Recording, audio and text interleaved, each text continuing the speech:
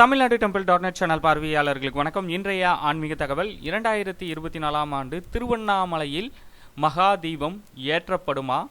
மலையேற பக்தர்களுக்கு அனுமதி கிடைக்குமா? வாங்க பதில தெரிஞ்சுக்கலாம்.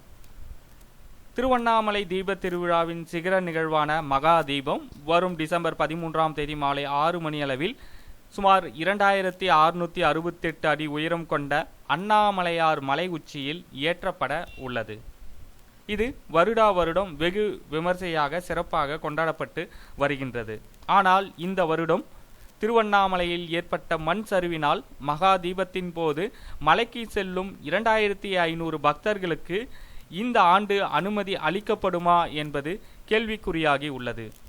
இது பற்றி வனத்துறையினர் மேற்கொண்ட ஆய்வில் தெரிவிக்கப்பட்டுள்ள தகவல், மலையேறும் முக்கிய பாதைகளான கந்தாசிரமம் பாதை, முல்லைப்பால் தீர்த்த பாதை, அரைமலை பாதை உள்ளிட்ட அனைத்து பாதைகளிலும் மண் சரிவு என்பது ஏற்பட்டு அந்த இடம் புதைக்குழி போல காட்சியளிக்கிறது.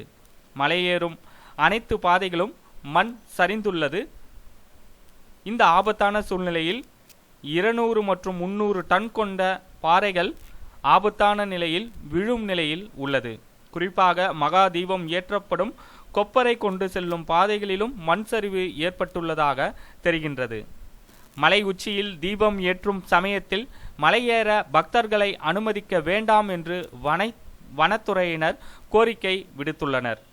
இதனையடுத்து புவியியல் வல்லுநர்கள் அண்ணாமலையார் மலையை இன்று, அதாவது ஞாயிற்றுக்கிழமை 8/12/2024 அன்று ஆய்வு செய்த பின்னர் கொடுக்கப்படும் அந்த அறிக்கையின் அடிப்படையில் பக்தர்கள் மலையேறுவது தொடர்பாக திருவண்ணாமலை மாவட்ட நிர்வாகம் உரிய நடவடிக்கை எடுக்க உள்ளதாக தகவல்கள் நமக்கு கிடைத்துள்ளது.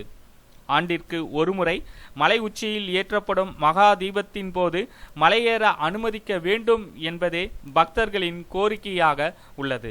பக்தர்களின் கோரிக்கை நிறைவேற்றப்படுமா? திருவண்ணாமலையில் மகா தீபம் பக்தர்களுடன் ஏற்றப்படுமா அல்லது பக்தர்கள் இன்றி திருவண்ணாமலையில் மகா தீபம் ஏற்றப்படுமா அல்லது திருவண்ணாமலையில் மகா தீபம் ஏற்றப்படுவதே சந்தேகமா? இந்த கேள்விகளுக்கான பதில் இன்னும் 2 நாட்களில் தெரிந்துவிடும். அது குறித்த முழு தகவலோடு உங்களை சந்திக்கிறேன். நன்றி, வணக்கம்.